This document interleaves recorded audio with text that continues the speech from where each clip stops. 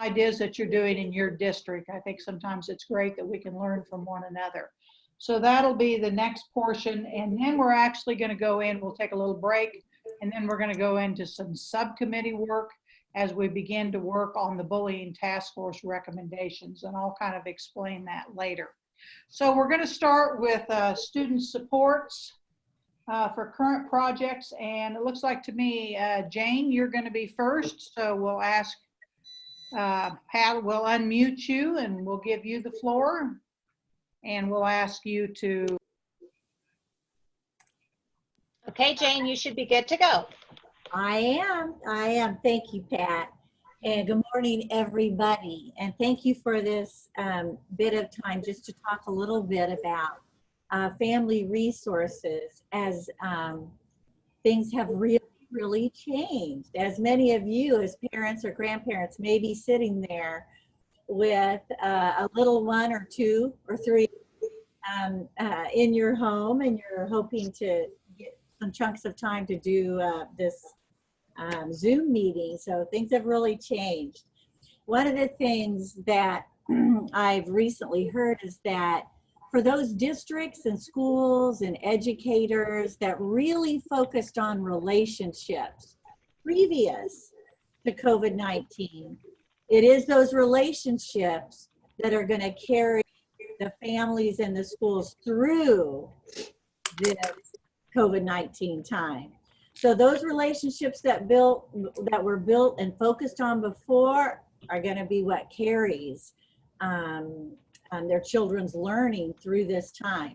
And for those districts and schools that maybe didn't have it as such a high priority, this is an opportunity to really focus on relationships.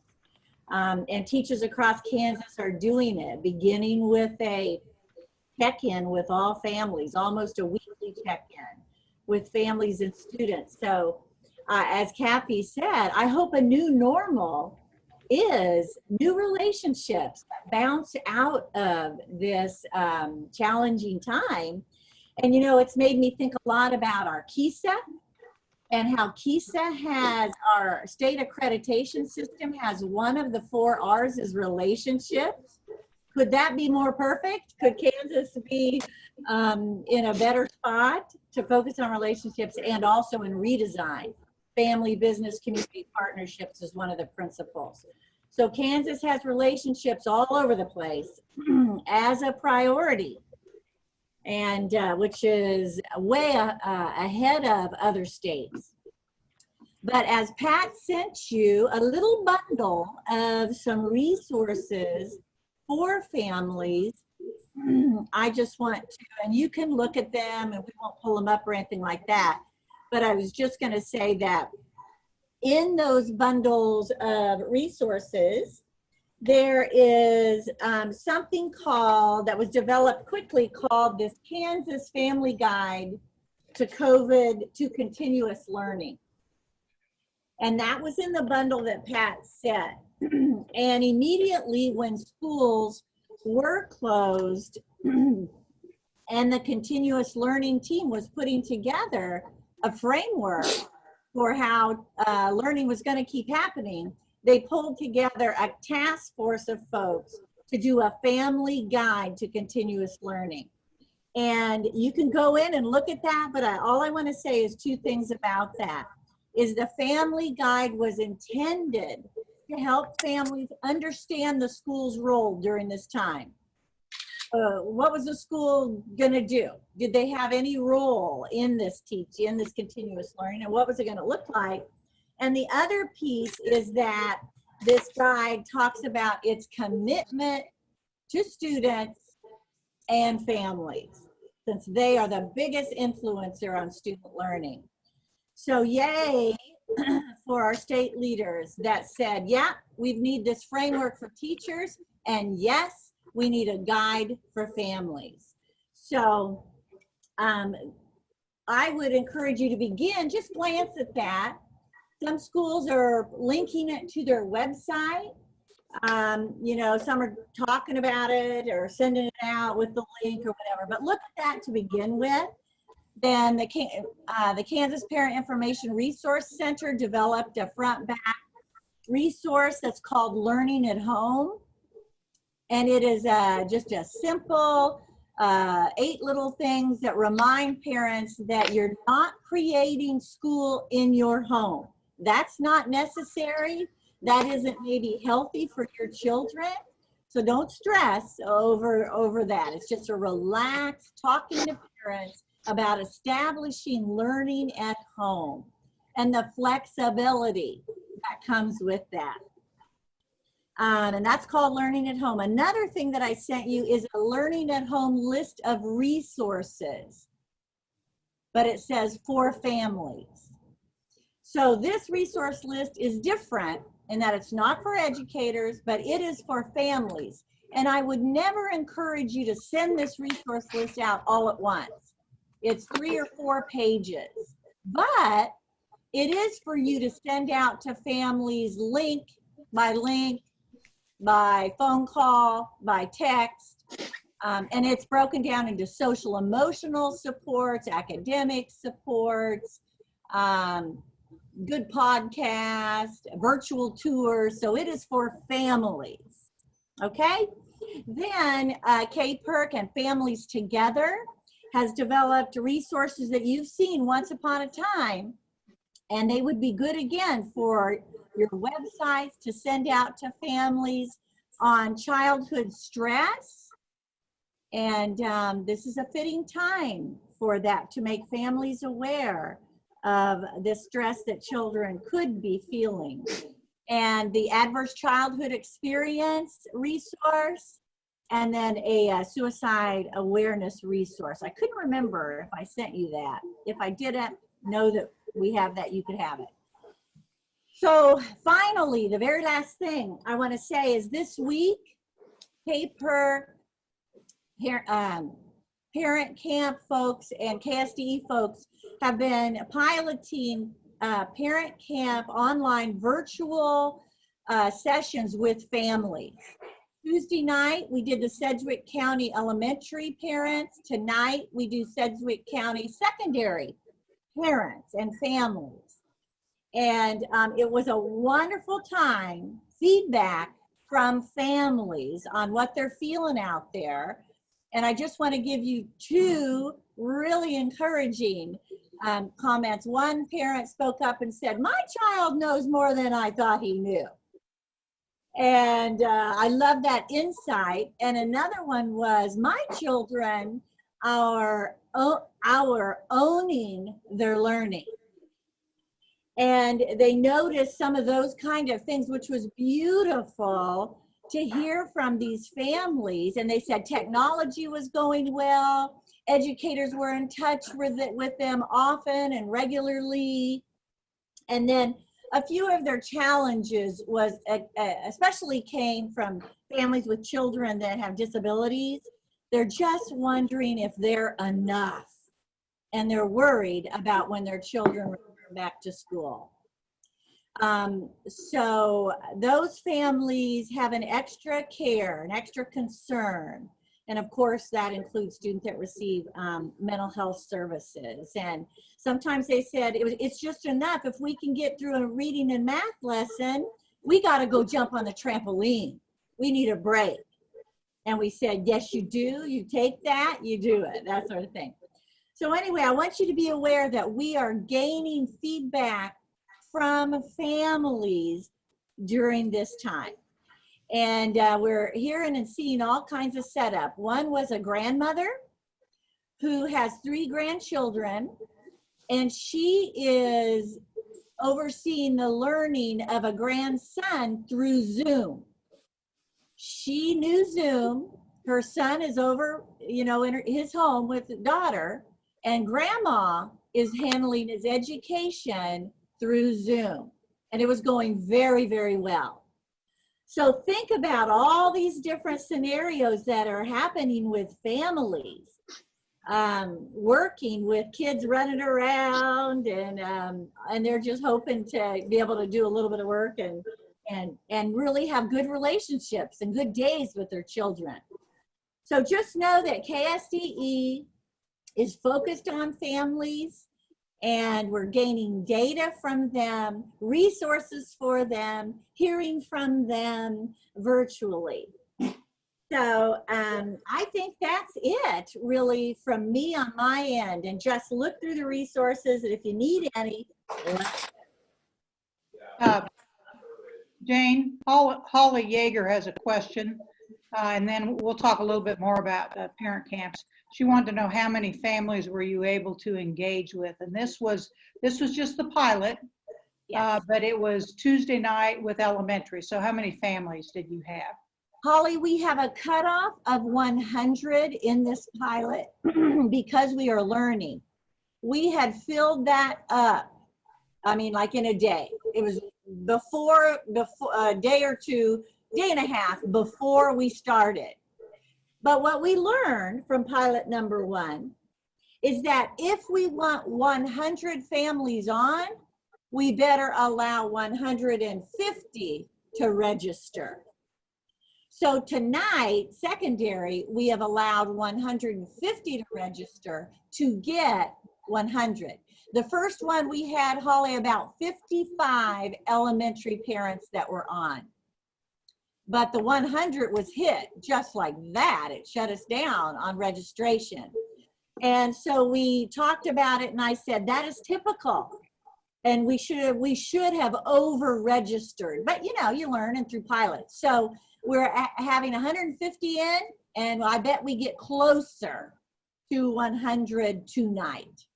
And Jane, was there a targeted geographical area for your pilot?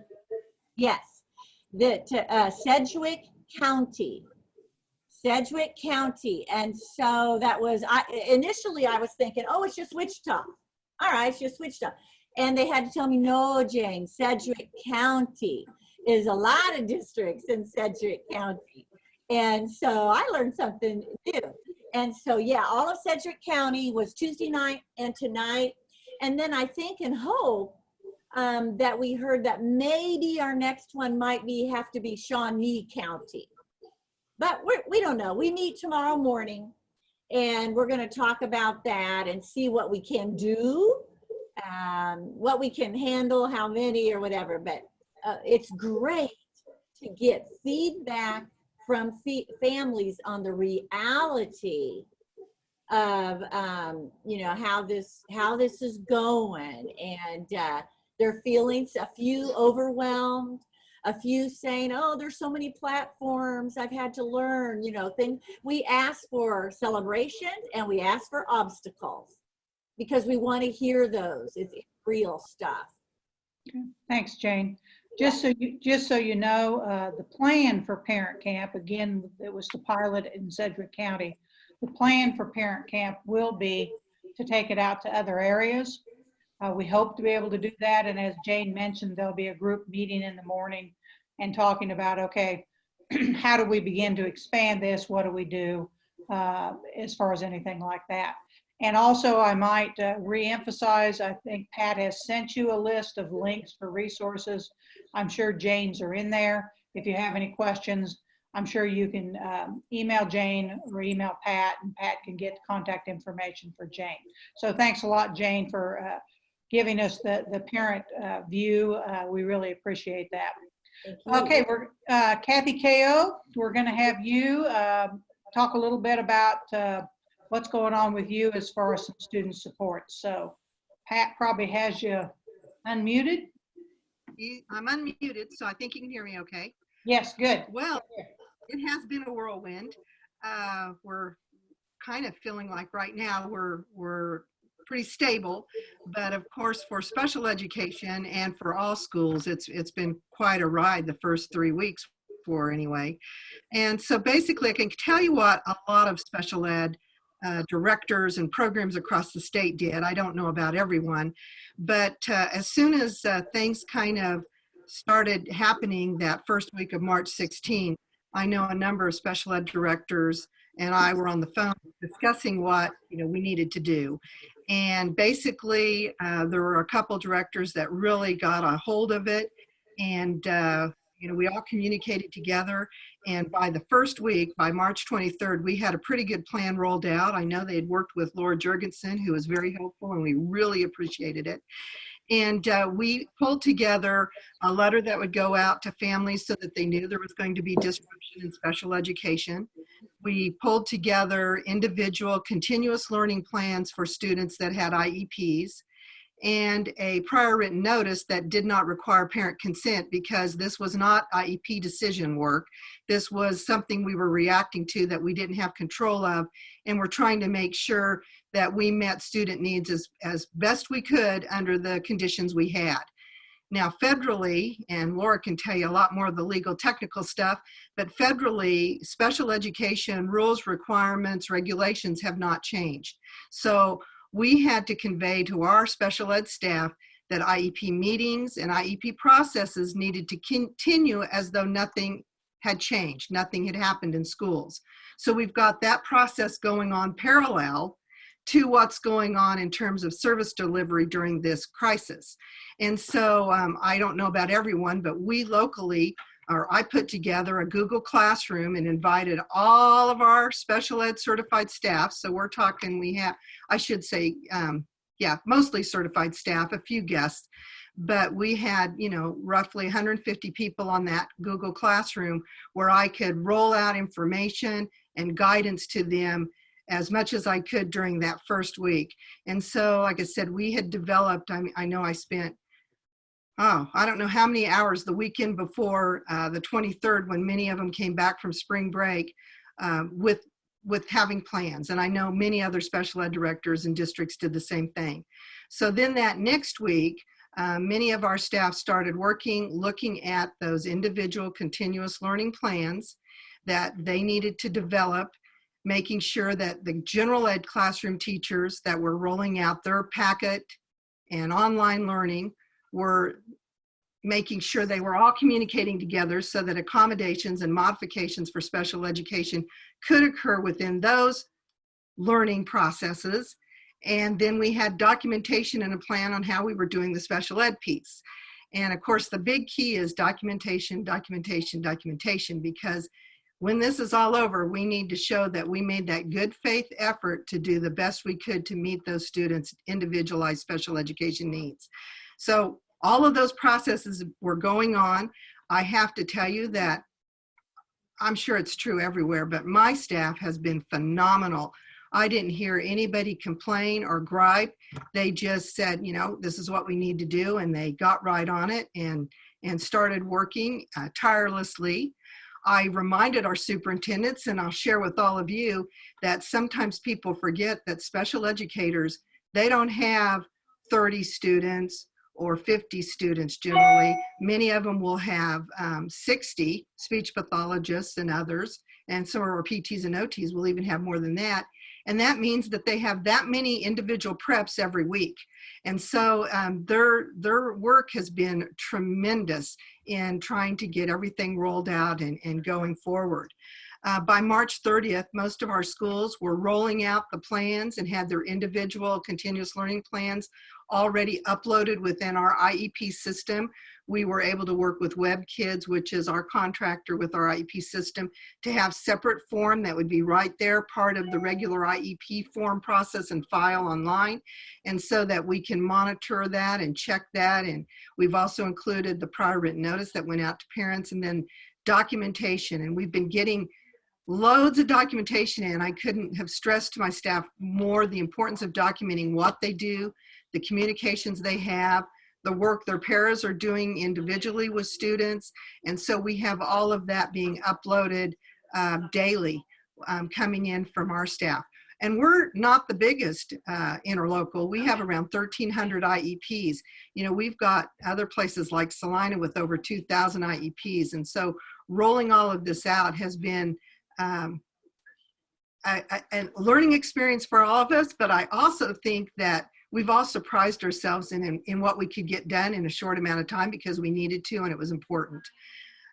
In terms of April 6th then, we were rolling. All of my schools, 19 schools in Northwest Kansas, were moving forward with their plans and working with families. We did order a number of MiFis because we do have people that don't have internet. We do have staff that live out in the country that sometimes don't have internet. And so if they can get into some of the Verizon networks and that, they would be able to do more out at home. But they've been back ordered again. And so those folks are driving in and working in some of their schools and just, like I said, making it happen. Something that was kind of unique that I also do, and we had a whole different process we had to work with, was that of Lawrence Gardner High School, which is at the Kansas Juvenile Correction Center there in Topeka. And I oversee the special education programs there. And so we were having very similar conversations about how we were going to roll out plans, because originally it looked like they were just going to do school as normal within the facility.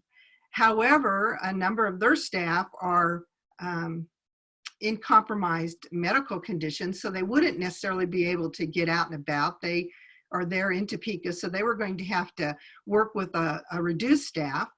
And they had an extended spring break under the direction of the Department of Corrections. And so we were communicating and talking, and we went through a number of scenarios. It was a roller coaster. I mean, one day we were doing this, next day we weren't doing that. And then we were doing this, just trying to make it all work and figure it out. And when it was all said and done, Department of Corrections had decided that they needed to really restrict the individuals that are at the complex to stay within their units, because there had started to be some COVID-19 cases in other correction facilities, and that was a real concern. And so once they made the decision that they would stay within their units and in those groups, then that changed how we needed to do special education. We couldn't proceed as we had planned originally, where they would do maybe a adjusted schedule but still go to school in the facility, the high school, which is located in the center of the facility, that they would need to stay in their units. And so at that point, then again, the teams worked with the families, because all of those students have the same special education rights as students in Northwest Kansas. And so made contact with families and worked on developing those individual continuous learning plans, sent out the notices, and then started working on how they were going to do packet learning within those units. Students that are in a correctional facility, they don't have internet access, and they're not going to have internet access. There's a lot of restrictions on that type of thing. And so it will be packet learning, but we do have skeleton staff there in the facility every day, making sure those packets are getting to students, making sure that if they're having difficulty, they're working with others on what they need to do to help them do their work. And that's been rolling pretty seamlessly since we rolled it out on April 6th. So there's a lot of those things going on in special education. Now, here are some of the big pieces that we've really focused on. And that is that we need to remember that families in many situations are in crisis. They are sometimes home because they have lost their jobs or on furlough or have reduced hours. All of a sudden, they have sometimes 3 or 4 kids in their home, and they have one computer, and they're all trying to juggle that. Second, that they have sometimes family members that are sick, and other times people are just dealing with anxiety about what's going on. And so we actually in February hired a clinical psychologist out of a mental health facility to really work on crisis situations.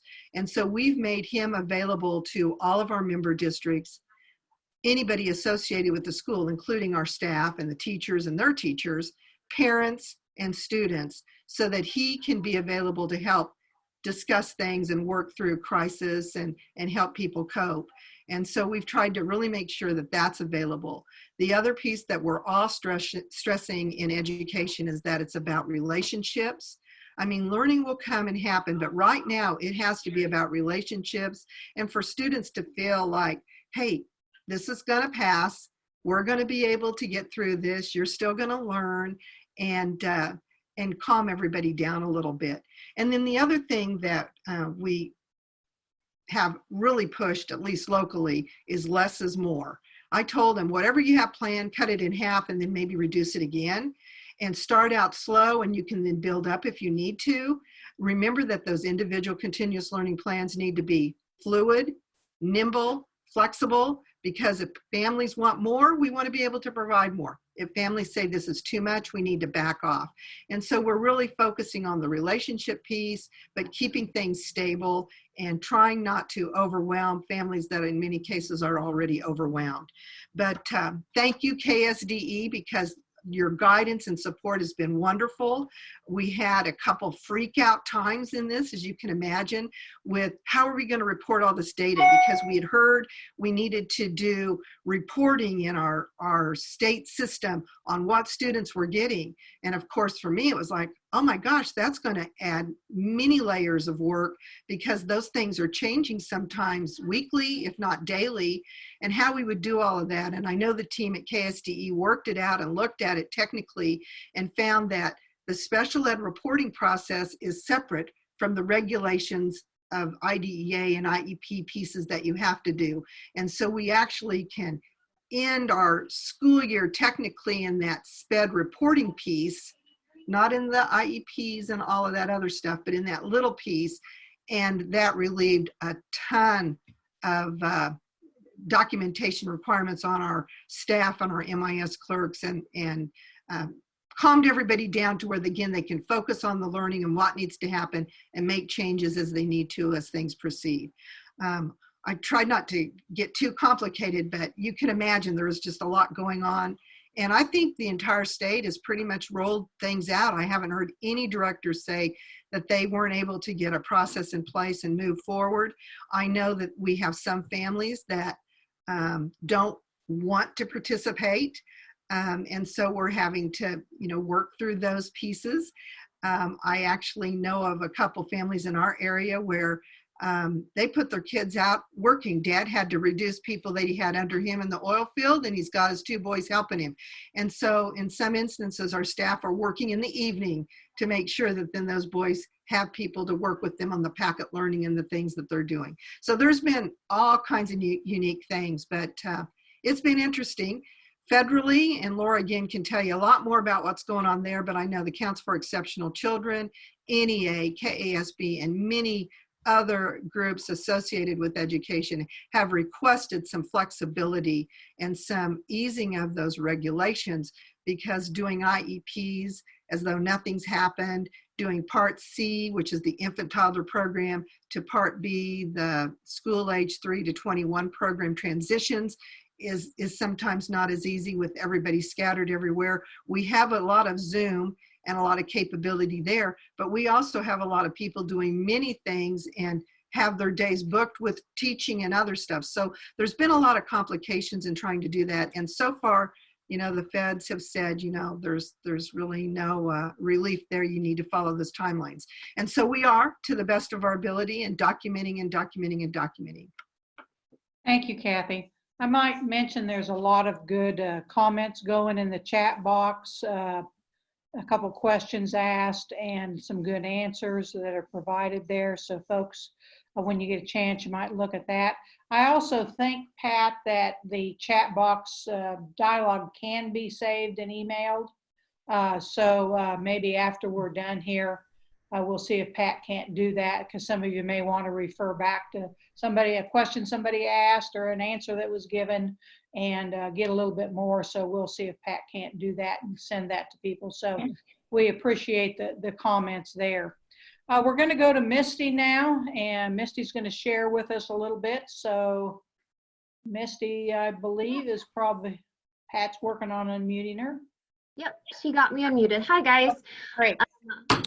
Thank you. I am a school counselor, so I'm here to talk about the social, emotional, mental health side of things within our district. And I'm from a small town in Southeast Kansas.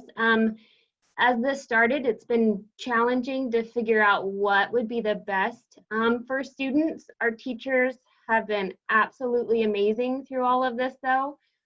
Extremely flexible, and like Jane and Kathy said, relationships are huge right now, and that really is a big thing. Social, emotional wise, and mental health, that is a huge piece of the puzzle right now. Just really worried about kiddos. I've heard a lot just with them being a little overwhelmed with everything online. Some of them are great with it, but others, it comes down to time management. And I work with elementary and middle school kids. So elementary have parents who are helping them most of the time, but middle school are kind of in that in-between place where working on their own, trying to figure out that time management is a really hard piece for them. So feeling overwhelmed and stressed and then anxiety is a lot from what I'm hearing. I have a couple things put in place that I do weekly with students. I still do individual counseling with students. ASCA, the American School Counseling Association, and the Kansas School Counseling Association, when this all began, was really great, having webinars about the legality, legally wise, how that all works for school counselors. They did a fantastic job. I also do weekly Zoom chats with my kids, just where they can get on and talk to me, and I have topics and a lot of coping skills, how that looks. We are on resiliency right now and putting in place like figuring out your stress triggers and discussing resiliency and what that looks like during challenging situations. I also have a school counseling website available for families and students that they can go on, and that's one way for them to contact me to book like an appointment with me. I also have a lot of parent resources. Character Strong, second step programs have home lessons that parents can do with their kids on relationship type stuff or anger, just basic kind of feelings and how to cope with them, handle them. So I have all of that stuff available for parents. The biggest thing that I have on there is probably crisis information. Usually everything that I send out email wise, I've had to include crisis information on there on the bottoms of my emails, just in case, to make sure that parents and students are aware if they needed to get a hold of someone for crisis at all. That's been a big thing too. I do weekly, I read a book online to kids. So being creative and figuring out fun ways to spruce up my reading to kids. We have chickens, so I've read to my chickens online, so that was interesting. The kids really liked it though. I also do a weekly check-in through Google form for my middle school kids as another way to try to kind of reach them.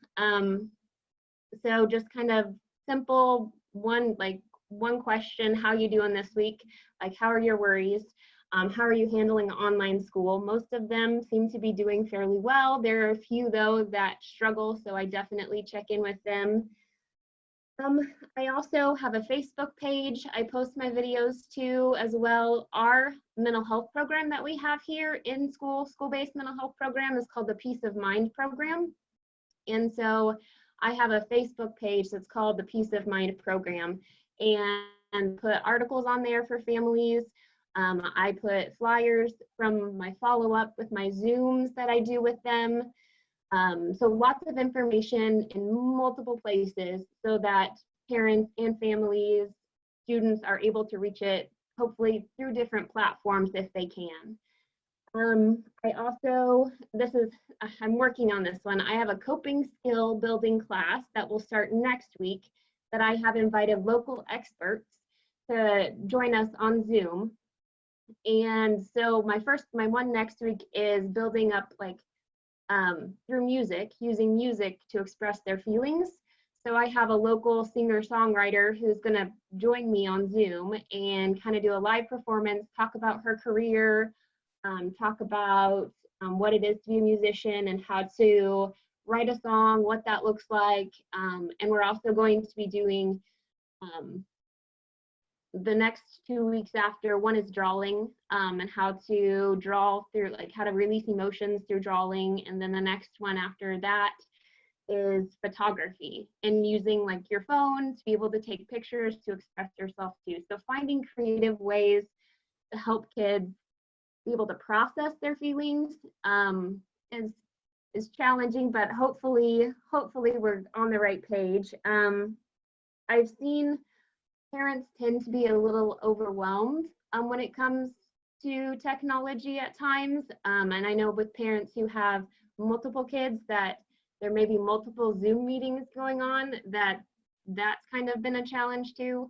One thing that I've really tried to reinforce with our district is that parents still monitor their kids' technology, just because there's so much scary stuff out there that kids can get a hold of or get into if parents are not monitoring that type of thing. We have a program called Bark that will monitor the kids' computers, since there are school accounts, and it monitors for suicidal type of wording, or if they look up something that they should not be looking up that might be inappropriate, and the parents get a Bark email as well if the students are looking up something that they shouldn't be.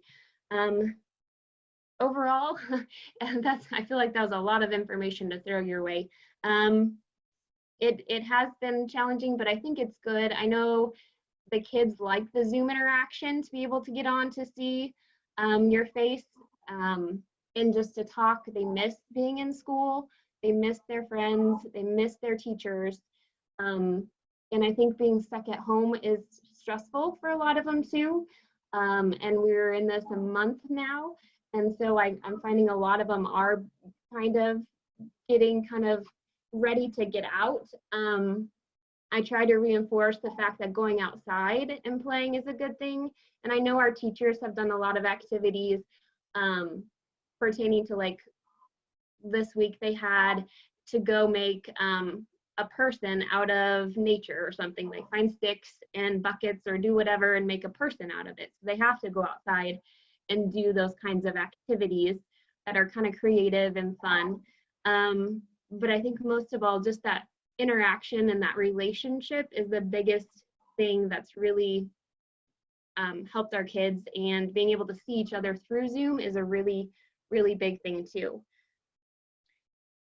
Well, thank you, Misty. A lot of good information there. Appreciate that. We've always appreciated your perspective from a small district and what you can do as far as a rural area, and, you know, giving a lot of supports to kids and families, and that's great. Really appreciate that. Some good information there. Thank you. Okay, we're going to go to Kathy Mosier now. Kathy will probably, I'm sure, going to talk about the school mental health in her area. So Kathy, see if you're coming up. Up there. Can you hear me now? Yes, yes. Okay. You're on. Great. Thank you. So I will talk about, we have 8 districts, school districts, in our mental health initiative project now. But I will tell you that what I'm going to talk about, we're coordinating very closely with all the other community mental health centers in the state. We're having meetings twice a week to stay coordinated and to share resources and to help sometimes the smaller centers who have less resources, and so that we can all kind of uniformly make sure that we're meeting everybody's needs and helping each other do that. So the first thing I think that's important to bring up is, wow, do we appreciate our school partners, and they are rocking it. You guys are doing such a great job rolling out the school learning. When the governor declared the national emergency, we immediately had a drop. People wanted to stay home, and had a drop in folks coming to receive their mental health services in the centers. When the school closed, we were already kind of prepared because we had seen what had happened in the office. So we, within 24 hours, were making phone calls to all of the students and families that we could.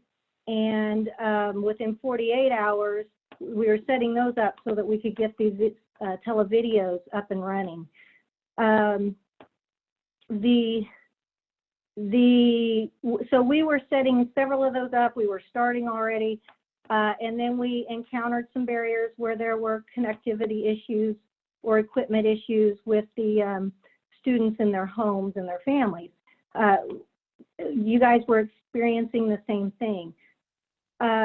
Salina, for example, offered every student a Chromebook. And then when they didn't have connectivity, they gave them hotspots.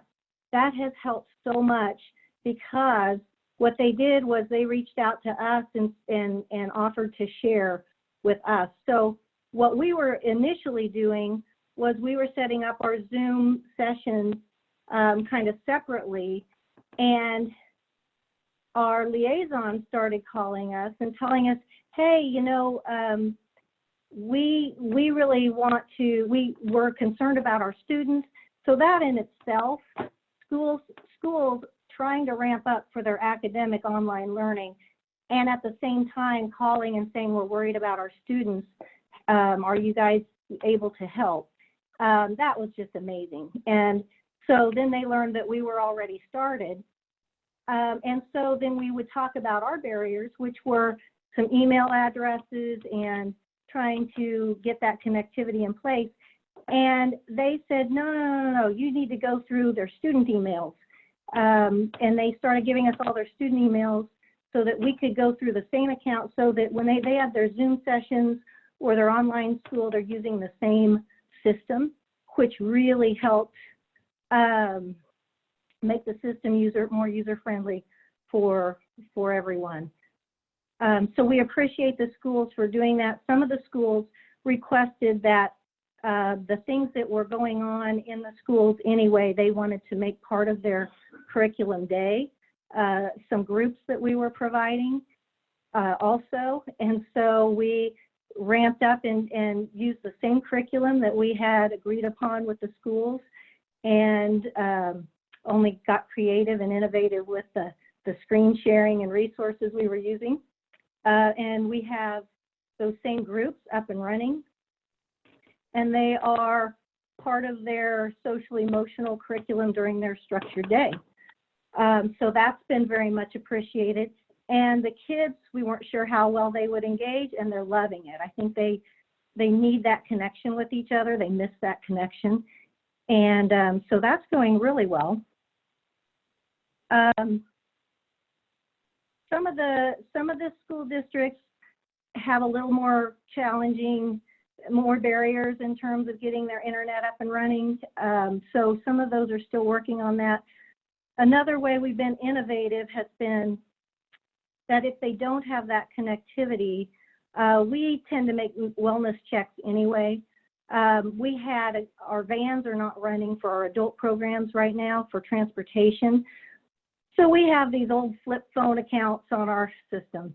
We put them in plastic bags. We go set them on the porch of the families, and they come out and get the phone through the plastic bag, and we're talking from car to curb to porch, and we're having our sessions that way. And then when they're done, they lay it on the porch. We have to change out the plastic bag and the Ziploc and disinfect it and go to the next house. But we want everyone to continue to have services. That's one way our center is doing it. And now we're putting out requests from churches and some of our organizations that if they have old track phones or things like that, that we could get, so that we can provide those at least to the families while the schools are working through those issues to get them connected. So groups are going well. We are finding that a lot of the conscious discipline techniques are very useful right now, building connections with those group members, the engagement.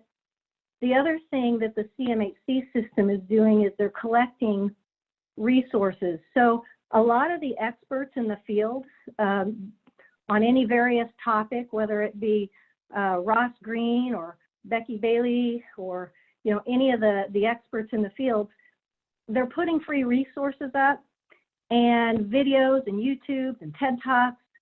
So we're incorporating a lot of those best practices into what we're doing as well, and then sharing those resources to collect kind of a library for all of our clinicians and case managers during this time.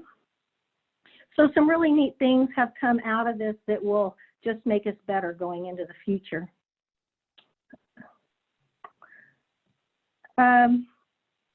Another thing I wanted to mention was parents. So parent involvement is sometimes tricky. You have work schedules and you have different levels of functionality and skill sets. I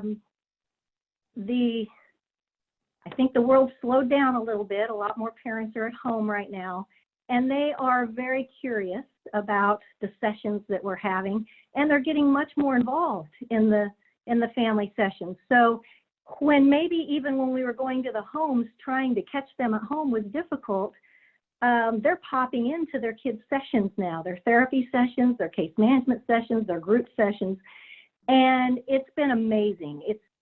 So we feel actually more connected to more parents, and they also, with the population we work with, we tend to get some of those more tier 2, 3 kids.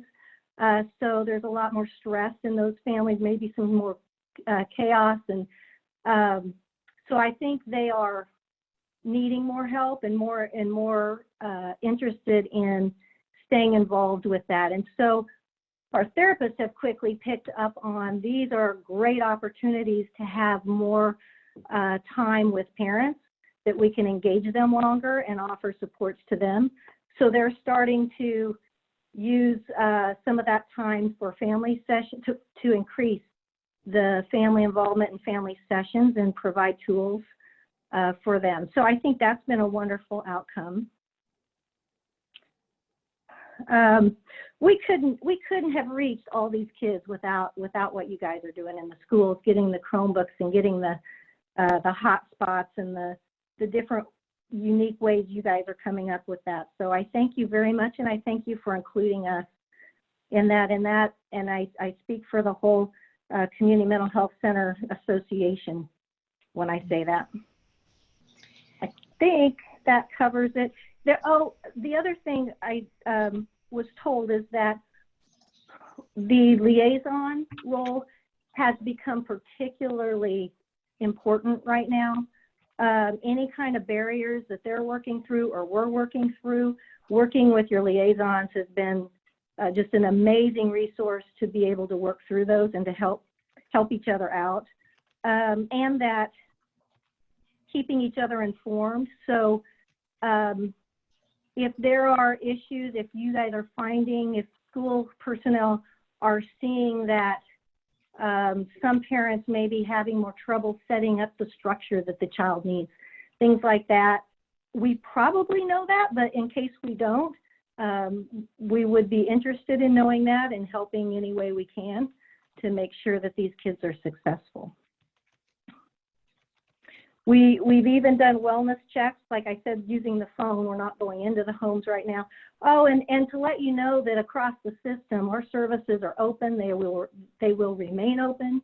We are considered the front line for behavioral healthcare. So we're essential, and our 24-hour crisis is still open.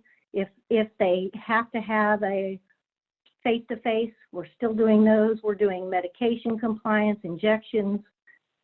So all of our services are continuing, minus the non-required ones like the public education, because we can't have groups right now. But hopefully we'll get those up and running with Zoom opportunities for the community as well. Okay, thank you. Our crisis house for youth is still face-to-face in those centers that have either adult or youth crisis houses. Those are still happening. They're critically important right now with the amount of domestic stress that's happening. So. Okay, thank you, Kathy. I'm having a little Zoom trouble, so I'm going to have to get off and get back on. But Cherie, I think you're up next, and so let's move to Cherie.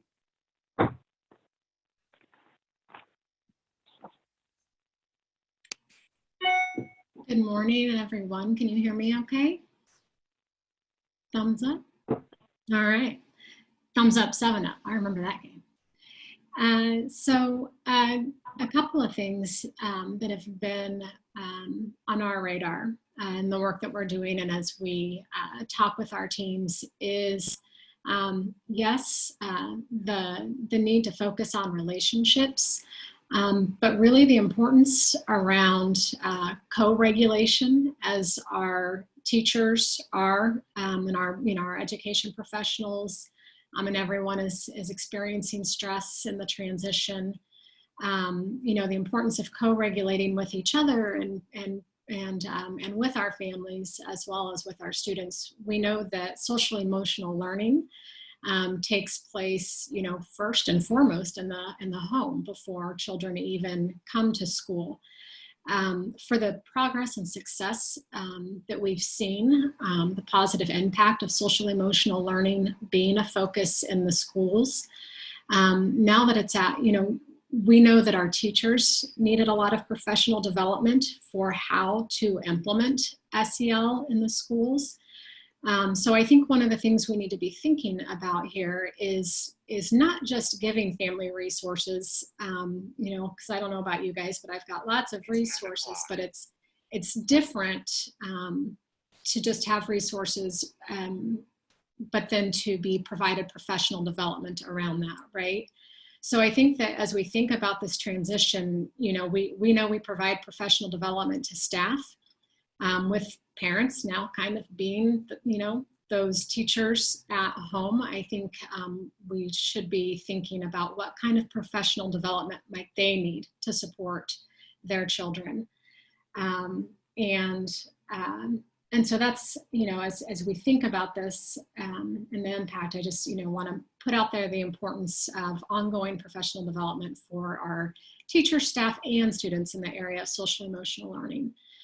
And on that note, we do have a resource that will be coming out here very soon. It's actually in the editing process and then going into the formatting process. So we expect it to be out, within a few weeks. But it's, and I'm looking at it right now, that's why you see me turning my head here. The title of it is Trauma, Toxic Stress, and Caregiver Wellbeing. But it is a facilitator guide with an accompanying, slide deck that touches on, obviously provides information around, adverse experiences. It was written primarily with caregivers, with families in mind, but with the idea that it can be a training that's provided to teachers and others as well. And our hope is that, and it will be available to all communities across Kansas. And our hope is that it will allow different people to pick it up, whether you're, a school counselor, school psychologist, school social worker, teachers, and our community mental health professionals can take it, chunk it out, and provide some different learning and professional development for families and or for teachers. And so we're looking forward to that coming out. I think it's important, I'm going to talk a little bit now about our teams. We're we support 4 teams intensively. When all of this first happened, kind of took us all by surprise. About 3 of our teams needed to reschedule some meetings, some training and coaching sessions that we had, but we were able to move forward with one of them. And it was a great conversation and discussion that came out and has given us some additional direction. But, one thing that this particular team, what they're really focused on is realizing that when students do return to school, if they return to school, when they return to school, whatever that looks like, that we really need to be thinking about that transition back into the school. It's not like kids are going to be able to, first of all, teachers are going to, when they come in, they're going to be kind of apprehensive, right? I mean, is everybody going to be wearing face masks? Are we going to have structure? What is it? What does it look like in the school? How are the lunchrooms going to be set up? I think initially there's just going to be some anxiety around being around people again, right? And so I think as we think about that, we have to consider, and I like, Kathy, you kind of referenced, you said tier 2, tier 3, and we're thinking about that MTSS framework. I think as we, one of the recognition here is that as this transition's made, a lot of our kids are coming back. Our tier 1 may be looking different than how it looked before, right? And so in the same way that we've talked about, all students, all teachers, all families, trauma because of the numbers, we need to be adjusting our interventions and thinking accordingly. And I think that applies here as we think about what tier 1 supports look like.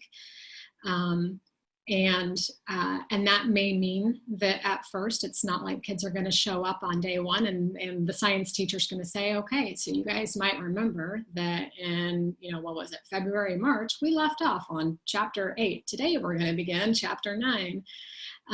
There needs to be, I think, kind of a plan in place for where they go from here. So anyways, this one particular team has recognized that. They have, said that the work that we are doing right now, that collaboration between the CMHC and the district, which, Kathy, this team echoed exactly what you were saying too, is it was incredibly helpful, the supports that schools were giving to families, because it allowed them to engage with kids as far as that technology piece goes. But this team is actually already has scheduled meetings throughout the summer with the purpose of focusing on what that transition will look like back into the schools, and really thinking about how to provide professional development to the teachers around supporting their social emotional growth, and their ability to co-regulate, knowing that those kids are going to need that now more than ever, especially as we know some of them are already weren't in the best home situations, are going to, really need to be able to readjust. So that's pretty much, where we're at, is thinking about that transition, thinking about how we provide that professional development to staff, students, and families. And I really think right now, we've got a lot of parents we know that have been unemployed, unfortunately. There's also a lot of parents, I can tell you, like myself, who have kids at home. Fortunately, the youngest is in middle school, so she can learn independently for the most part. But because I'm working, it's not like I'm able to help her with her academics or provide any assistance, throughout the day. Fortunately, I do have a background, or, you might not always notice my skill set as far as social emotional behaviors go. But again, I think in recognition that in order to actually support the mental health and social emotional well-being of our children, our staff have been getting professional development to do that. And for as long as our children are going to be at home, our parents may need some actual, training, professional development to do that. And maybe that's more than just a resource, but actually, some targeted classes or some groups or what have you. So those are the things that I have to throw out there. And I can tell you that we are moving quickly to get some additional resources online. But that one of the things we're hoping to pull together, and Kathy, this would include you and your team, is, but we're wanting to pull together what we call our district community leadership teams. So those teams that we're providing some intensive support to, but first have them kind of share with each other, what's working well for them as far as that cross-system collaboration piece goes. Right now, but then potentially providing and sharing that online for regions, districts, CMHCs throughout the state, because I think our exemplars are doing some really good things. They are having these conversations, and I believe that it would be really helpful for all of our school communities to hear about that work, and maybe might provide them some guidance and some ideas of, oh, maybe we should be thinking about this too. And I'll stop there. Okay, thanks, Cherie. Appreciate it.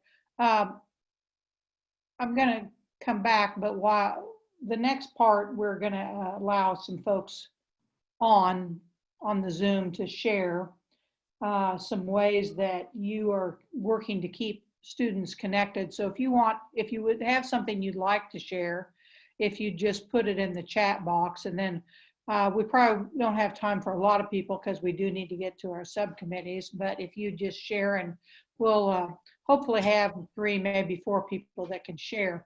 And I want to go back to one thing that Cherie talked about was thinking about when the kids come back, because they will come back.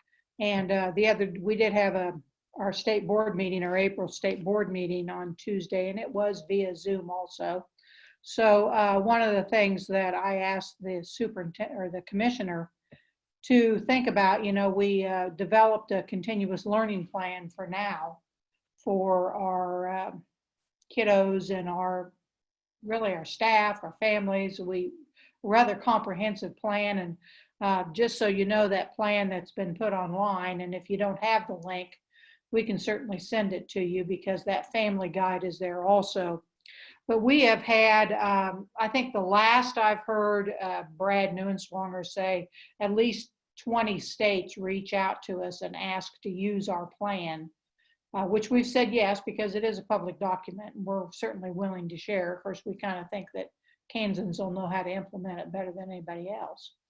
But I did ask the commissioner to think about how are we going to think about getting back to school when August comes or September comes, whatever it is. And we've basically had students out for close to 5 months, and our teachers have been in a different environment. There really needs to be I think Myron used the term reintegration. There really almost needs to kind of be some reintegration as we think about how do we go back to, we say normal, and I don't know, I almost think it's going to be a new normal. I have a feeling hopefully we will learn some things from this and figure maybe there's some things that we've learned we can incorporate in just our regular ongoing way of doing business. Some of this actually works very well in the tenets of redesign that we're working on throughout the state. A number of you in your districts are doing redesign, and this might have been a little easier for you because you're aware of the redesign components. So just so you know, that's I'm glad to hear that Cherie's group, that group, that they're working on thinking about how do we get back to whatever our new normal is. So if you, again, looks like Holly Yeager has said she would like to share about the support staff, reaching out to other staff members and how SEL is moving fast to the forefront. So Pat, if you would unmute Holly, and she's going to share with us. Okay, I'm not sure if I did now. Can everybody hear me? Yeah. Okay. Yeah, you're good, Holly. All right. I just wanted to share, I know I really appreciated all the things Misty and Sherry and Kathy, everybody has said. And just to add on, because we're doing a lot of the same things, but one of the other things that actually we're currently working on is we've heard from principals on just how stressed our staff, is right now, as well as our students. And we are, all of our staff currently have office hours and times that they have to allot times for people to reach out, or for actually it was for parents and students to reach out. So now we're reiterating to our support staff to be a link for our current staff. We're also reaching out with our employee assistance program, which is New Directions in Wichita, for them to also give that as an option to our staff. And then of course I always come back to, well, who's counseling the counselors? Because they're, if we're going to counsel the students, the parents, and the staff members, including principals, who's taking care of us. And so we're continuing to reach out to our folks and let them know that we do have that employee assistance program. One other thing that we've been doing too is we're recording Second Step. Some of our counselors are actually recording those lessons and then providing those to parents, which has been really nice for parents and students. And I really think it's interesting because of that. I know SEL was already, I would say, at the forefront, but it's even moving faster to the forefront, and they're already thinking about mandating more things come next school year for Second Step, for instance, mandating at the middle school level, that kind of thing. So those conversations are going on, which I think is huge. Thank you, Holly. And, I think when we we think a lot about our kids, but yeah, we've got to think about our staff. And, this is a new way of doing business for them too. And, a lot of folks, when you think about it, at the end of the school year, they're doing a lot of really neat end of school year things, and nobody's going to be able to have that. I mean, we talk about the seniors and the graduation, but look at all the other things that folks do at the end of the school year, or the last 9 weeks in their school year, that they're not going to be able to do. And the teachers, that's big for the teachers, and it's certainly big for the students. So I think recognizing those issues and supporting folks, I think, is another good thing. Jessica Griffin she's from Emporia. She's our elementary principal from Emporia, and she put a nice thing in chat. But Pat, why don't you unmute Jessica, and she can share a few things with us there. Okay, Jessica, I think you're unmuted. Hey everybody, it's nice to get on and hear what everybody's doing, and I love the forward movement we're making, I feel like, with social emotional. I just dropped a note in there in Emporia. We're kind of trugging along just like everybody else is. And our building at Logan Avenue, we really jumped in with that continuous learning plan and decided that we wanted to see our kids every day. We've devised scheduling so that teachers are meeting with kids in small groups using Google Meets to provide their academic instruction. We really felt like it was important to use a single platform for our families. And so not just at our building, but the entire district is using Google, and making sure that we're trying to make it as easy as possible for families. So one sign-in time, so our families know, like right now, my son is in his Google Meet with his teachers, that they get on either their 45, 60, 90 minutes of time. And our teachers start that time with our kids each day with our Brain Smart Start, and that's part of Becky Bailey's work with Conscious Discipline.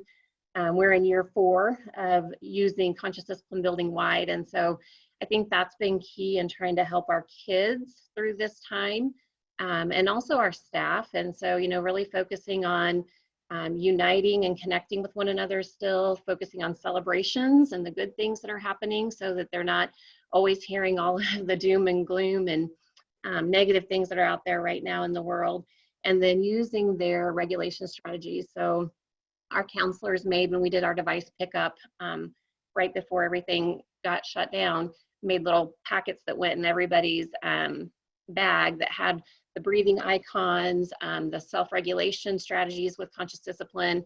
And it's been really neat to see, as kids have set up their learning spaces at home, they've created their own safe spaces there in their learning environment. And you can see the posters of the breathing regulation strategies and different things in their learning spaces. And so I think that's been key for us. Our staff also hosts daily opportunities for kids just to get on and be social. And so if maybe my best friend's not in the group that I'm getting my academic instruction with, there's other times throughout the day where they can get on and connect with an adult. And our special area teachers are ones too that we've kind of had to be creative about how they're being involved. So like the kid that loved the music teacher, but the music teacher isn't there anymore.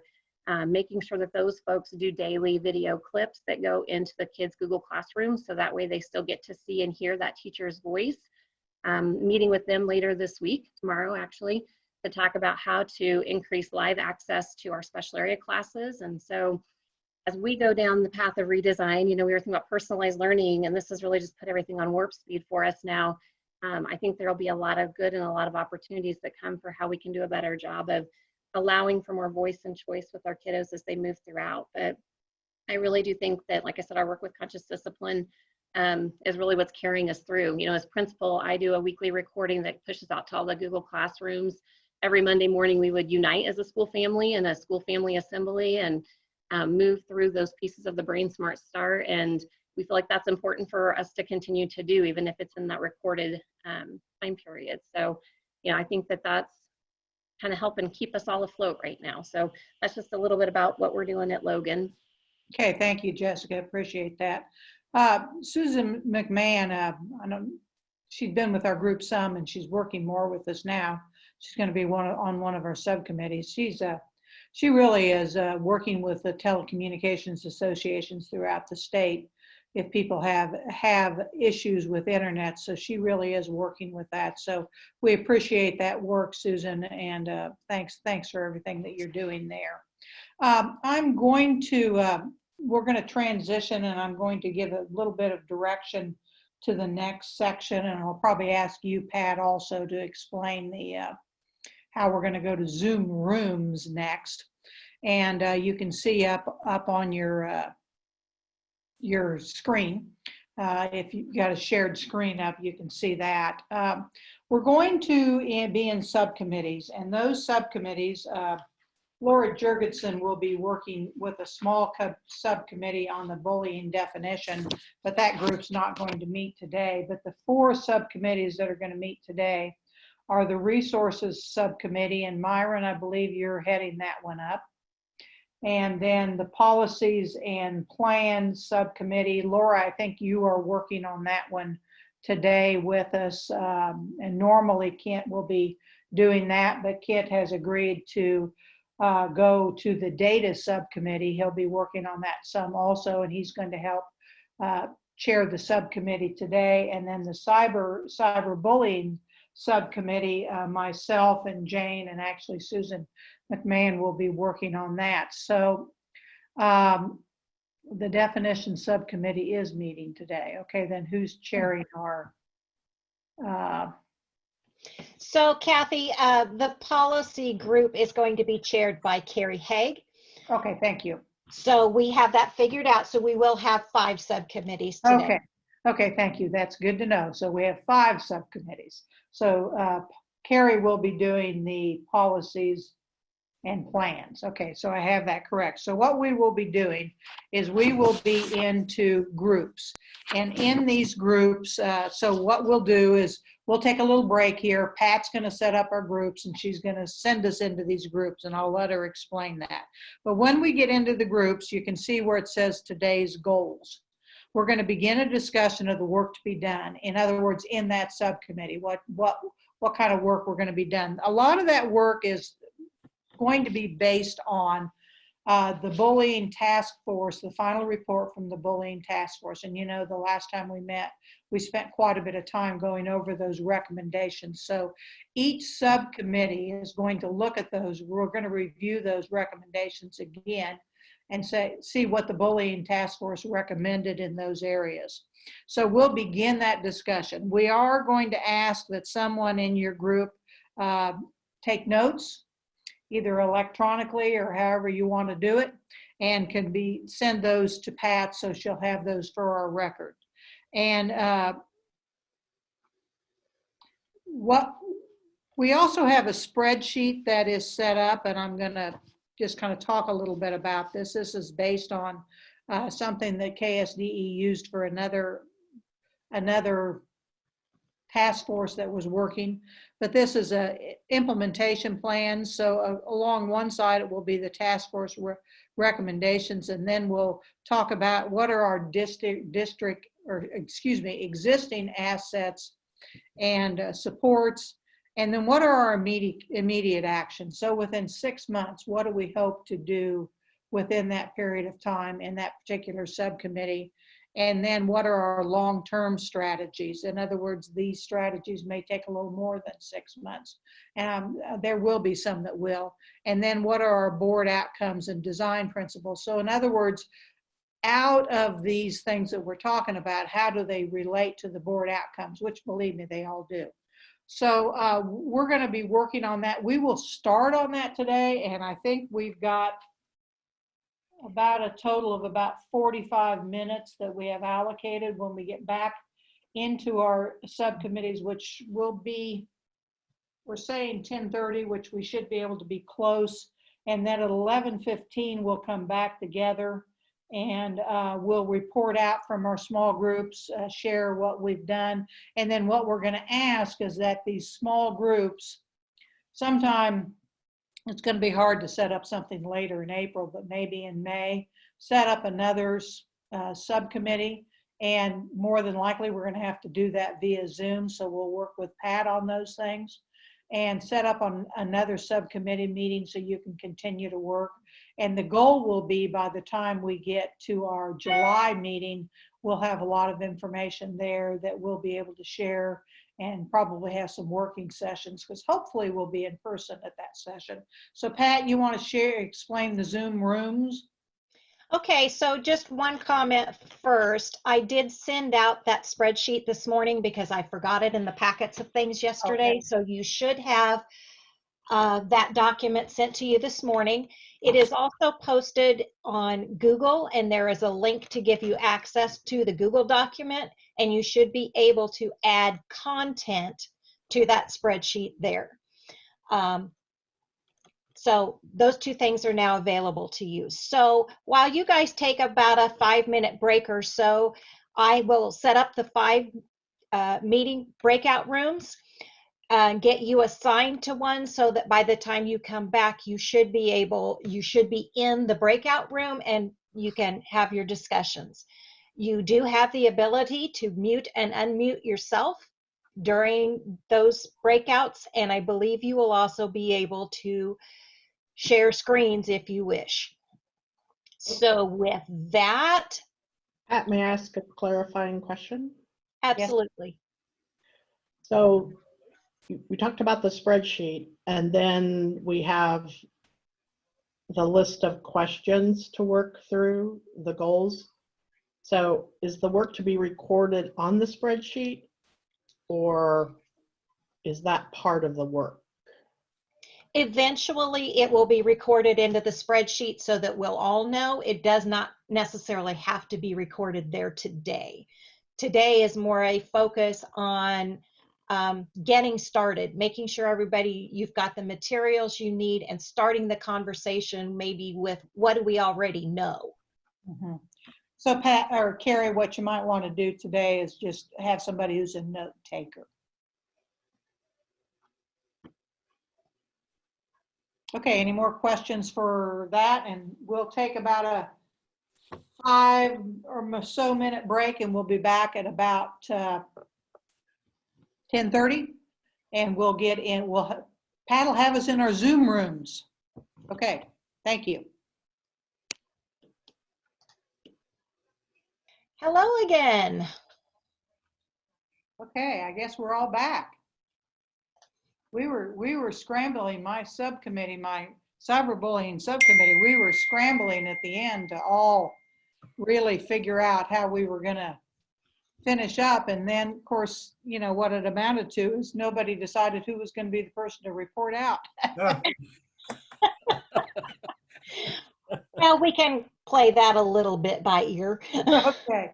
All right. Well, welcome back. And I hope you guys had some good discussion. And I know we did. I think we're going to start with the report out. And let's start with the definition group first, which I believe is Laura's group. So I don't know who from that group is going to report out. We'll turn it over to them. All right. Thanks, guys. John and I met.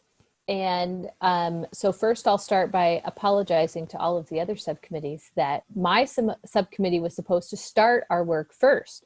And I should have started our work right after our last meeting, because then we'd be done.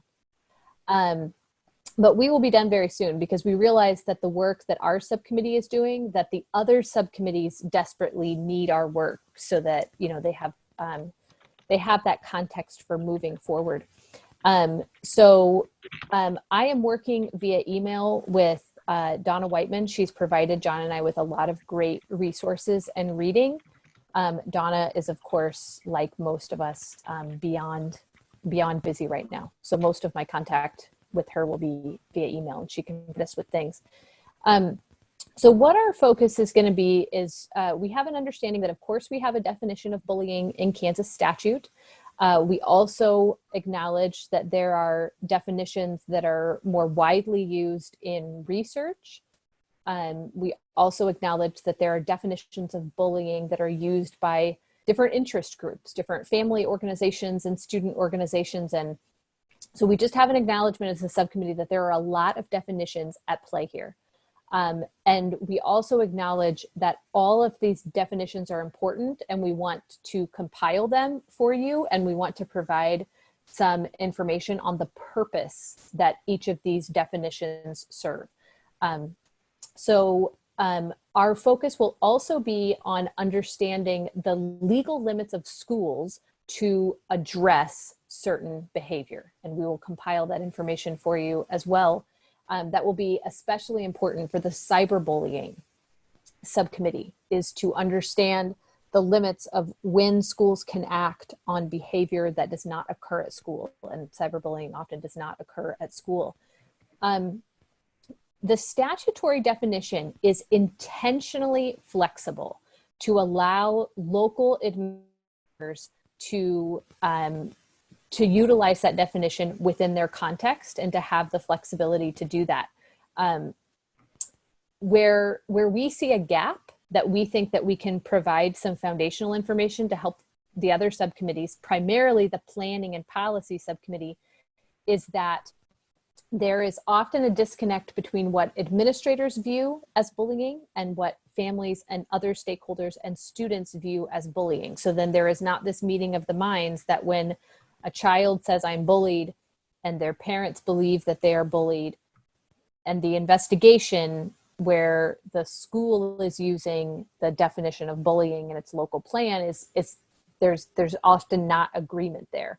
And so we think that the state board and the State Department, through the planning and policy work, could provide more structure and information to districts that will help them to build plans that help everyone to be on the same page about the definition of bullying that's being used and how it operates.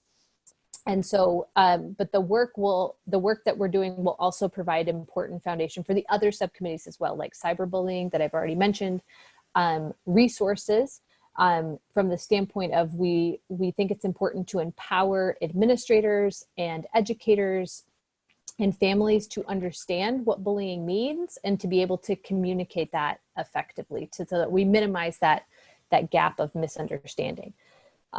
So that is where we will focus our work, and we are working very quickly and we intend to provide the other subcommittees with some information here in the coming weeks that you can use to build into your own work. Thank you, Laura. Yeah, that subcommittee for definition is key and kind of helps support the rest of us as far as what we're doing. So appreciate that.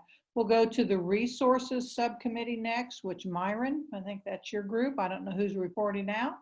Well, I will start, and then Cherie was nice enough to be our note taker. So I'll give you kind of some of the big picture things we talked about, and maybe she can fill in some of the details. So we started off, I sent something out to that committee yesterday and kind of tried to take the 7 recommendations and break out the pieces that we thought were really relevant to this topic of prevention and information resources. One of the things we talked about today was there's really 2 things here. There's a recommendations that kind of fit into that table that we talked about, recommendations of what needs to be there, and then the separate side, which is what resources are existing and what do we need to develop to have for systems. So we're looking at that from both perspectives. One of the things that Ken Huey brought up that I thought was an interesting point is like, what's our target here? Are we looking at systems? Are we looking at buildings? Are we looking at classrooms? Who are we shooting for? We kind of came to the conclusion that probably we're looking at things more from a systems level. That it would filter down to building level, classroom level, but to kind of focus more on that systems piece. I would say the bulk of our conversation today, we went through those areas that we wanted to focus on. And one thing I personally am leery about, I think our group kind of agreed about, at this time, particularly with everyone trying to figure out this work from home thing, which is interesting. I'm hearing more and more from districts that they're getting just inundated with email, inundated with advice, inundated with all kinds of resources, and they don't know quite where to begin. And I think we read the recommendation, compile a bank of promising practices.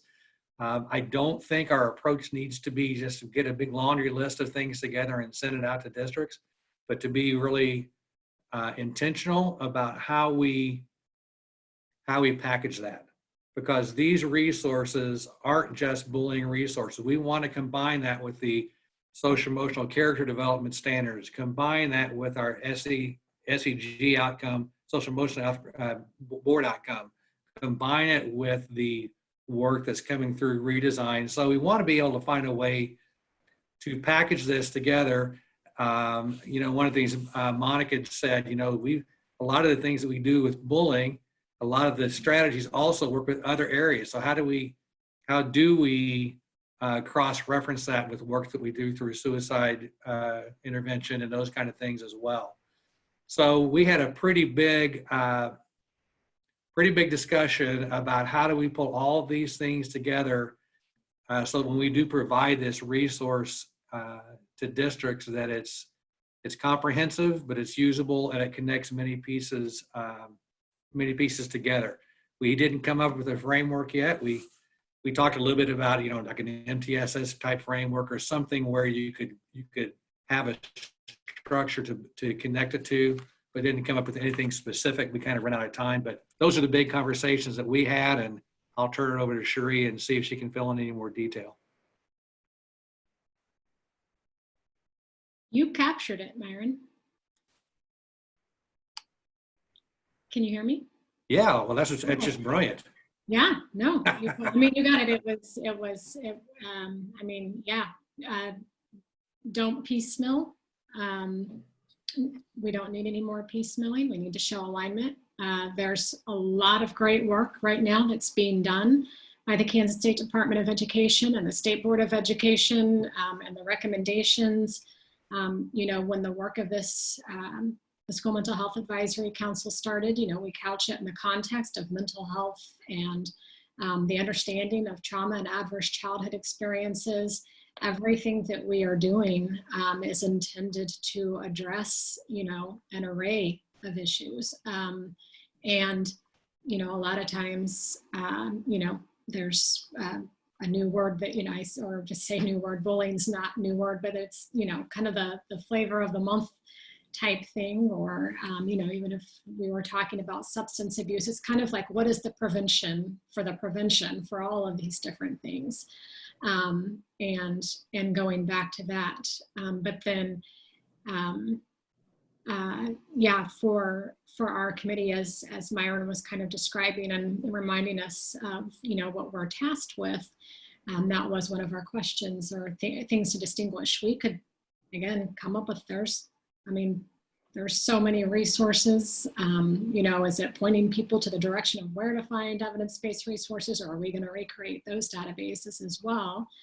And are we talking classroom level, or are we talking systems level? And I think one of my questions was, if what we're really looking, so are there two issues here? One is, do we need to do a better job of articulating how what is already being done does, address the area of bullying prevention, as well as, many of these other topics. Do we need to better describe what it means for schools to be implementing social emotional learning within, tier 1, across tiers, what have you. Or the other is part of what's needed here is a district and or building level, a way for them to document their practices and or policies, which Myron, you mentioned restorative practices or what have you. We know that there's some things like that we could probably improve upon, but are we talking something more along the lines of, kind of that suicide prevention and postvention protocol, where at least it gives districts and buildings kind of a specific way to organize or document what it is they're doing. So that's what I captured. Two things was, don't piecemeal.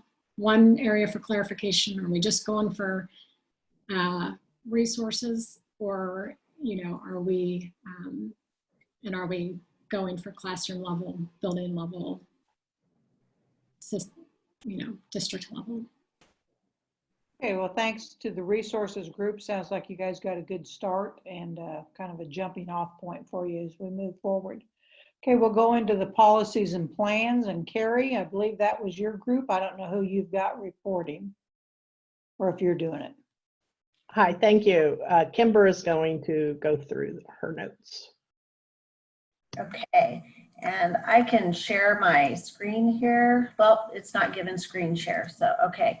I will just go ahead and tell you about it. What I do like is that I'm hearing a lot of common themes in what people are saying, and so we really we felt like, you know, we have a state policy, but honestly, our questions were how effective are districts in following the policies? I mean, not just marking off that yes, we have a bullying policy, but do the staff members truly understand what it is, what the examples are of when they need to report this and to take action? And so we had a lot of great discussion, and essentially what we boiled it down to is we don't know that districts are actually utilizing staff input when they're developing those policies and the guidance protocols, and also families.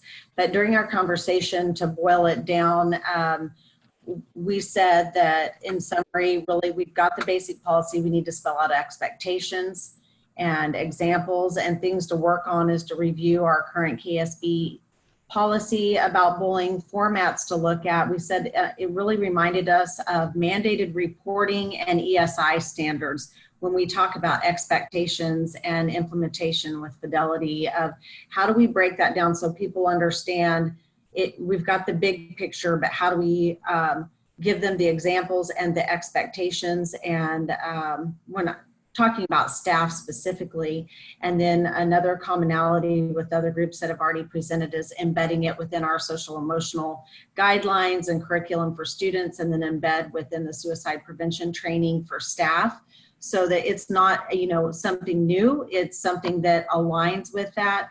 And one thing that we really talked about is we say mental health a lot, but we really want to focus on mental wellness and the whole child. We feel like that's really important as well.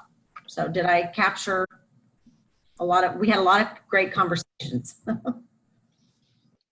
That's good. I think that captures it, and really our focus parallels with others in terms of how do we implement policy in an integrated manner. And so as part of our guidance, can we do a better job of clarifying the expectation that it is done in a holistic, integrated manner, and that is part of our policy.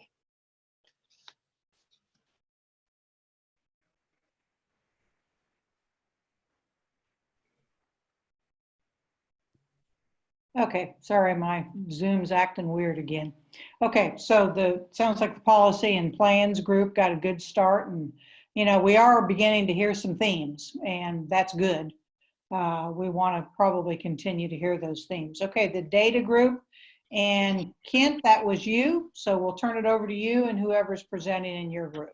All right, thank you. And if you, Holly, if you could unmute, or Pat can make sure that Holly is unmuted. She was kind enough to be the note taker, and I'll turn it over to her to just run down the list real quickly. But there were some common themes, some low-hanging fruit, as it were, that came up early in the discussion. And to emphasize Laura's point, we need a common definition, and that common definition needs to be on any survey that's sent out, including the Kansas Communities of Care survey. Much of our conversation was focused on the CTC because the final report raised several questions that we will need to continue to take a look at.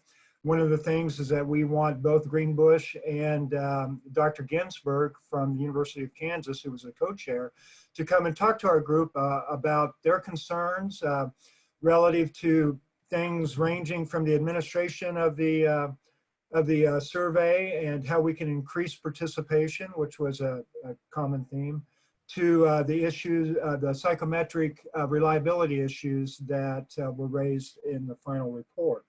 We also talked about other data sources, and I think Holly will be able to mention a couple of those. We didn't have time to pick a date for our next meeting, so at some point we need to put that under consideration. But Holly, you want to just run down all of the cool things that we talked about? Yeah, sure. So we talked about the Kansas Communities That Care survey. We talked about, of course, the length, which you already mentioned, it being quite long. We discussed maybe different ways to increase participation. You know, what if we even broke the administration into chunks like a fall, winter, spring, but we worried about loss of instructional time. And, you know, we had a lot of questions around that and probably not the best idea. We did talk about as a team needing to get our hands on the survey, actually looking at those questions to see, you know, because if we actually saw those questions, I know there's the one survey and then there's the add-ons or add-on to that survey. And a lot of those questions in the add-on are around suicidality, suicide ideation, information that I wonder, you know, might be actually really important to put in the survey if we like lengthened it and maybe got more bang for our buck.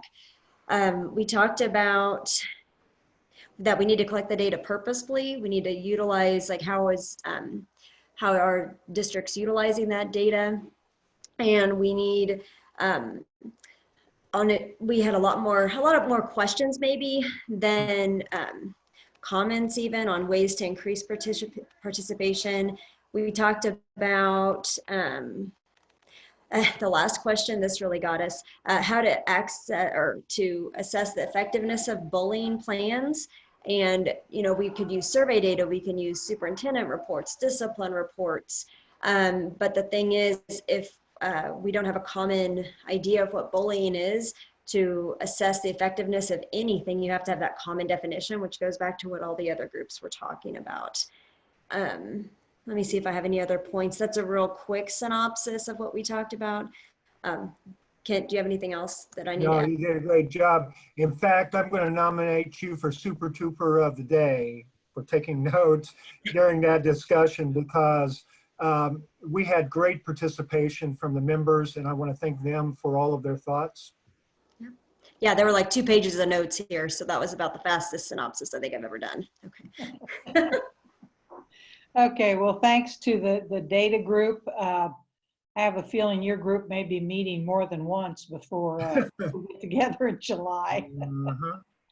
Okay, the cyberbullying group, we had a group of 4 of us, and we had a good discussion. First of all, the definition piece with cyberbullying, which ties right back into Laura's group of, you know, how do you define cyberbullying, which is, we think, key. So some work there.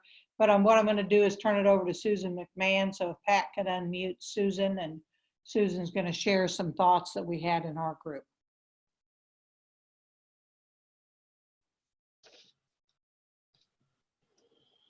Susan, are you on? Here. Okay, now I'm unmuted. You're good. All right. So with us, with the cyberbullying piece, we've looked at several definitions. It's coming up with one that encompasses everything that our children experience through cyberbullying. We do have 3 different Kansas laws that talk about cyberbullying, but we decide, I think we're going to go with, and Kathy, correct me, that we want to see this as a policy more than a law, because we had a senators and we had House representatives on this task force for bullying, and they said keep it out of our house because it wouldn't go.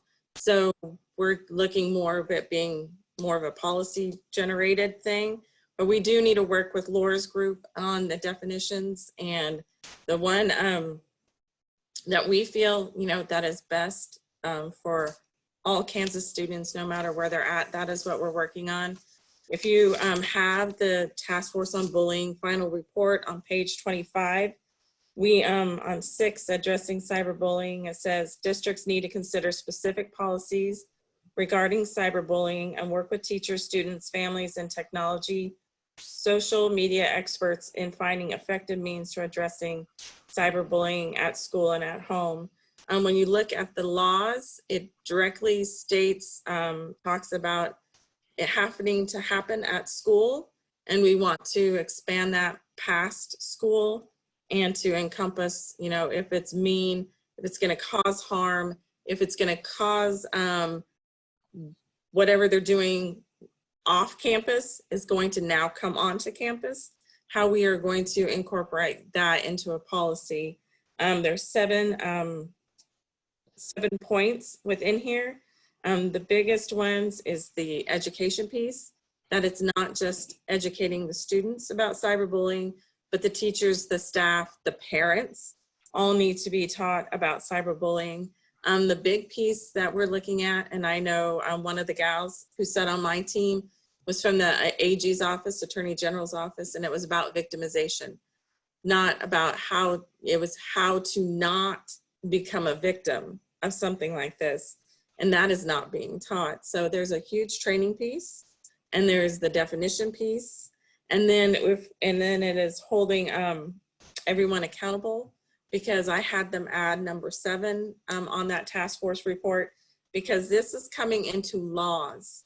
So they can be prosecuted under state laws, local laws, and now the feds are working on federal cyberbullying laws.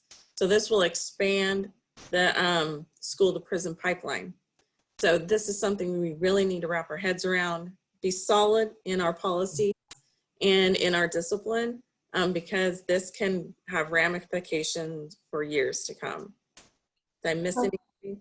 No, thank you. Thank you, Susan. When we look at cyberbullying, one of the things we looked at is, those 3 laws where it's mentioned, but yet, how do we get it into policy in a way that makes sense? And I know KSDE has some policies. We're going to take a look at some of those things. We're going to take a look at some other things, but then, the discipline piece, because most of cyberbullying starts off campus, but then the effects are on campus. So we need to make sure we're clear on some of our guidance there to districts. So the cyberbullying piece, what we think is going to happen is we need to get that definition piece from Laura's group. But then we think a lot of it's going to tie right back into what, particularly the resources and the policies and plans group. So we'll probably just make some recommendations to you guys because we think that will tie in and work rather nicely. So, just a couple follow-up pieces here. What we'd ask is each group of those 5 committees, if you would send your notes to Pat, and Pat can kind of compile those notes so we have notes from what our subcommittees worked on. And then we're also going to ask if each subcommittee will set some times for some additional meetings. I have a feeling they'll probably be Zoom, so you need to kind of work with Pat as far as setting those up. But you'll probably have to have some email conversation on how to timing and when you can meet. Kent, I hate to tell you, but I kind of have a feeling your data subcommittee might be more than once from what the conversation you guys were having, because there's a lot of good conversations there. And then we really would like to be able to have a good report out at our July 28th meeting, and maybe even some small working groups, and then we come back together as a group and kind of see where we go. I don't see this work being done by July, quite frankly. I think we'll have some pieces completed, but I don't think it'll be done. But our goal certainly would be is to have some good starts on some things, some good starts. The definition, hopefully Laura's group has we're in pretty good shape there. Resources piece, I know you'll be pulling things together, policies and plans. Again, that's going to be some things pulling together and getting recommendations, starting to think about how do we get recommendations out to districts. And then the data pieces might be a little bit bigger piece, maybe a little bit more long-term piece. Cyberbullying, as I mentioned, we'll get that information back to the other groups that we think it needs to go to, because we think that's probably how the cyberbullying piece will go. Any of the chairs of any of the committees and want to make any final comment for their particular committee? Hopefully I summarized all that okay. Kent? Yeah, because we didn't have a chance to pick a date for our next conversation, if Pat will send me a list of my committee members, then I will send out a request for a workable date from you guys. We're looking at that first week in May, maybe the 6th, or that first full week, which would maybe Wednesday the 6th in the afternoon, early in the afternoon. And then we can talk more about bringing in some folks from Greenbush and Dr. Ginsburg, et cetera. Pat, will that work? Yes, I will take the list that I sent out for today's meeting. I will add email addresses to it and I'll send it back out so everybody will have their list of members and contacts. Yeah, Okay. that'd be great. Thank you, Pat. That'll be very helpful. You know, this work, we had the bullying, several of our members were on the bullying task force, and they spent probably the better part of a year really coming up with recommendations. And, you know, kind of where we are is how do we operationalize this? And, you know, we've talked, several of you made mention of, you know, well, you know, it may look like this, it may look like that. And that's, you know, ultimately where we're going to get to. So as your groups are continuing to do the work, think about those short-term goals and then the long-term goals. What are some pieces that you think can be established a pretty near term, and then what's going to take a little longer, because some of this will take a little longer. We will, you know, the legislature is very interested in the bullying work. We don't know if they'll be coming back or not. You know, they're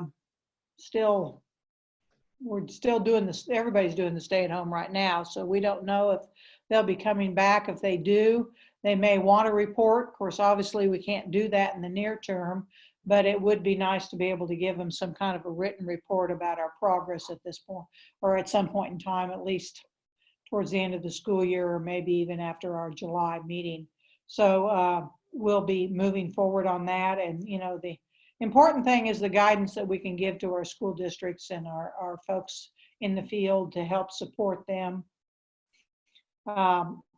We continue, I think it was the resources group talked about, you know, let's put this all in an understandable fashion that makes sense, that isn't a new add-on that has to do, that works within the framework of what we're doing. Probably what I have for wrap up. Do we have anybody? We've got a little bit of time if anybody wants to share any final comments. It looks like Ken Huey mentioned that the school counseling camp that they do annually over at K-State is going to be virtual this year on May 26th and 27th. So those of you that are interested in that, I'm sure they're still probably taking applications and sign up for that, but it will be virtual. Anything you want to add to that, Ken? Yeah, I might add it, and we'll take registration as long as possible since we don't have to report food to the hotels. But what I might mention is we have two keynote speakers. I mentioned them last time. Tara Brown, who's I think referred to as the connections doctor. She's from Nashville. And Brian Coleman, the 2019 Ask a School Counselor of the Year. And we're still working on two other keynoters, and hopefully I'll announce at least one or two more in the very near future. And then we have breakout sessions. So it'll start at about 1 on the 26th and go till about 2:30 or so on the 27th. And we reduced registration. It's now $35 to register, and for students it's $20. Okay, great. Thank you, Ken. So it sounds like it'll be a great activity. Jessica Griffin just posted about SDEC hosting a virtual conference on Resilience Now, the afternoon of May 7th and the morning of May 8th. So look in your chat, and she has some information there about that a virtual conference through SDEC. Anything else that members would like to share for the group? Go ahead and put it in chat, and I can read it, or we can unmute you and you can share about it. Registration link, question mark of registration link to the KSU conference. Do you want to send that to Pat and she can send that out to everybody? I will, yep. Okay, great. So be looking for that. Any other things to share to the group? Okay, well, I would like to thank everybody because this is we've always had some people on Zoom, but doing the whole thing Zoom, and thanks to Pat and Kathy Grossenberger and the other tech staff that have been standing by helping us. This is not easy to do. Having had a state board meeting the other day this way, I think I'm zoomed out for the week, but I do have another one this afternoon though. But thanks to everybody for participating. I think we've got a good start on our bullying subcommittees. I appreciate the work there, and we'll be following up with dates to get together for additional subcommittee work. So appreciate all the work and all the work that you're doing out in the field. Just amazing jobs going on, helping to support our schools and our teachers and our kids and our families. Just kind of incredible what's going on. And I just want to add everybody to stay safe and stay healthy as we're getting ready to hit the peak in the state of Kansas right now. So stay healthy, folks. Okay, thank you all. Appreciate it. Bye-bye.